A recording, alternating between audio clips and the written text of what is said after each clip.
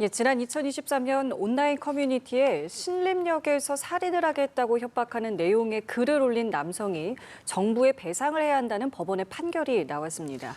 최근 허위 협박글이 잇따르고 있는 가운데 정부가 살인 예고글을 상대로 제기한 첫 손해배상 소송에서 승소한 건데요. 관련 내용 취재기자 연결해서 알아보겠습니다. 진기훈 기자.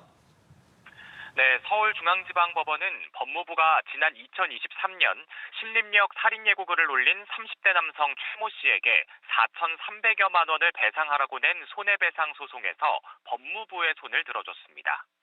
최 씨에게 정부에 4,370만 원을 배상하라고 판결했는데요.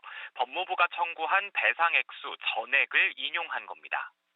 최 씨는 지난 2023년 7월 한 온라인 커뮤니티에 신림역 2번 출구 앞에 칼을 들고 서 있다. 이제부터 사람을 죽이겠다는 내용의 글을 올렸습니다. 이 같은 최 씨의 범행으로 112 신고 접수부터 검거에 이르기까지 경찰청 사이버 수사팀과 경찰 기동대 등 경력 700여 명이 투입됐습니다.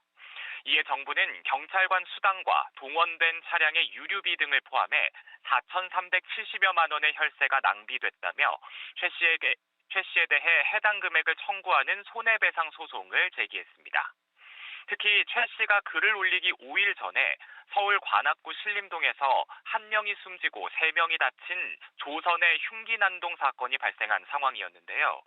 이후 최 씨를 비롯해 온라인에 살인 예고글이 잇따라 올라오면서 불안감이 증폭됐고 경찰이 집중 단속에 나서기도 했습니다. 이번 소송은 정부가 살인 예고 게시글 작성자에 대해 손해배상을 청구한 첫 사례라는 점에서 의미가 있는데요.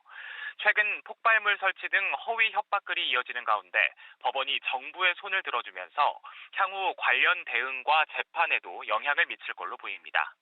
또 최근 문제가 되고 있는 각종 테러 협박글의 작성자들에 대해서도 징벌적 손해배상 청구가 이어질 수 있을 걸로 보입니다. 한편 최 씨는 1심과 2심에서 징역 1년에 집행유예 2년형을 선고받았고 대법원에서 형이 최종 확정됐습니다.